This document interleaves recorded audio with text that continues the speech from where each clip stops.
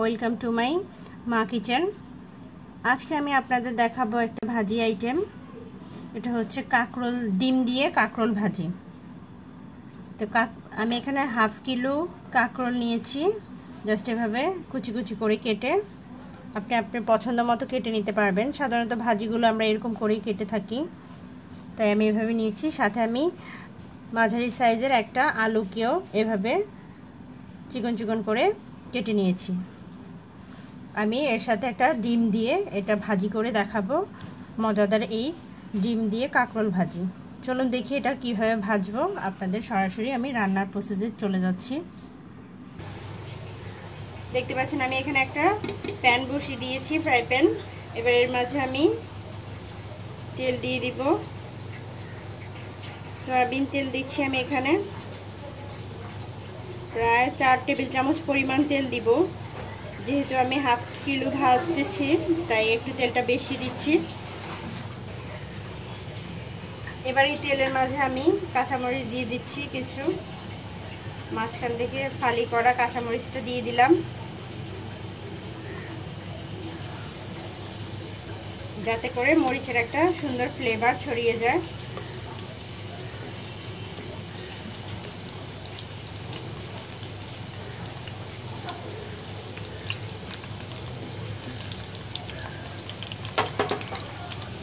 এবার আমি এর মাঝে পেঁয়াজ দিয়ে দিব। এখানে আমি মিডিয়াম সাইজের 5টা পেঁয়াজ নিয়েছি। এবার এটাকে আমি ভালোভাবে একটু ভেজে নিচ্ছি। পেঁয়াজটা একটু ভাজা ভাজা হয়ে গেছে। এবার এর মাঝে আমি দিয়ে দিব 1 চা চামচ পরিমাণ রসুন বাটা,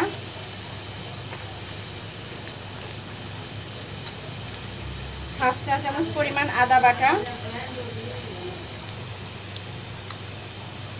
সামান্য পরিমাণ গরম মশলা দিয়ে দিচ্ছি। আপনি চাইলে গরম মশলা পাউডারও ব্যবহার করতে পারেন। এবার আমি দিয়ে দিব হাফ চামচ পরিমাণ জিরার গুঁড়া। যেহেতু এটা ভাজি আইটেম তাই আমি মশলাটা একটু কম দিচ্ছি।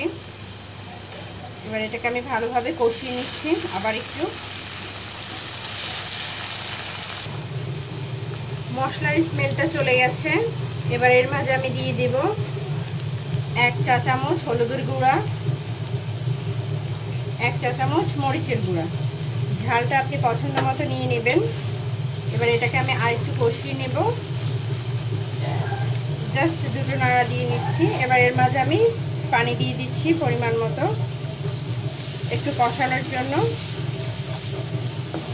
এটা তেল উঠে গেলে আমি আমার কাঁকরোলটা দিয়ে দেব। আমি তেল ওঠা পর্যন্ত অপেক্ষা করছি। এই পর্যায়ে আমি দিয়ে দিব একটা তেজপাতা দিয়ে দিচ্ছি।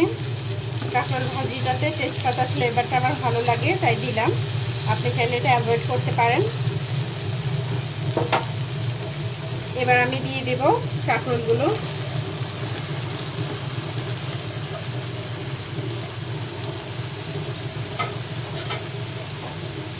জাস্ট এটাকে আমি মশলার সাথে ভালোভাবে মিশিয়ে নিচ্ছি।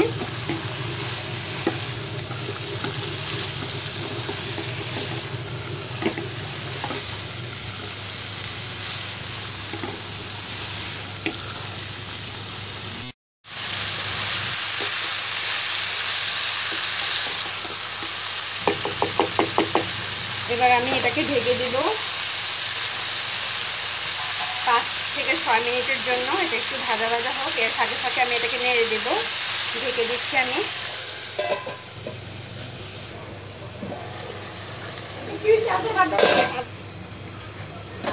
আমি এখন ভাজিটার মাঝে পানি দিয়ে দিচ্ছি।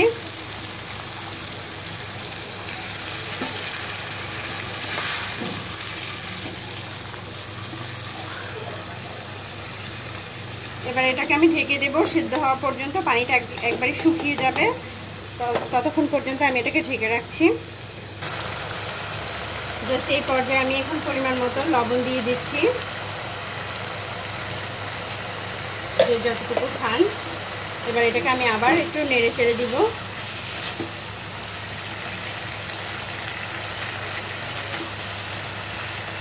ঢেকে রাখবো ঝোলটা শুকানো পর্যন্ত। দেখতে পাচ্ছেন কাঁকরোলের ঝোলটা শুকিয়ে গেছে। এবার এই পর্যায়ে আমি একটা ডিম দিয়ে দেবো এর মাঝখানে।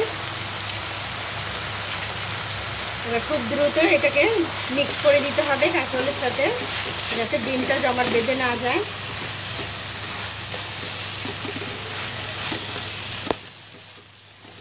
এই পর্যায়ে কন্টিনিউ এটাকে নাড়তে থাকবেন ডিমটা ভাজা ভাজা ফ্লেভার আসা পর্যন্ত।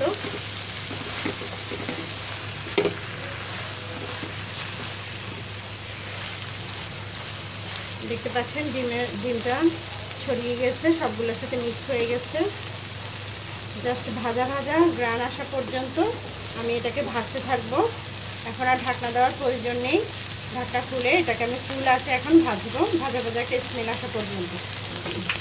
কাঁকরোলটা ভাজা ভাজা একটা স্মেল চলে এসেছে, এটা এখন হয়ে গেছে। এবার এর মাঝে আমি কিছু ধনেপাতা দিয়ে দিচ্ছি।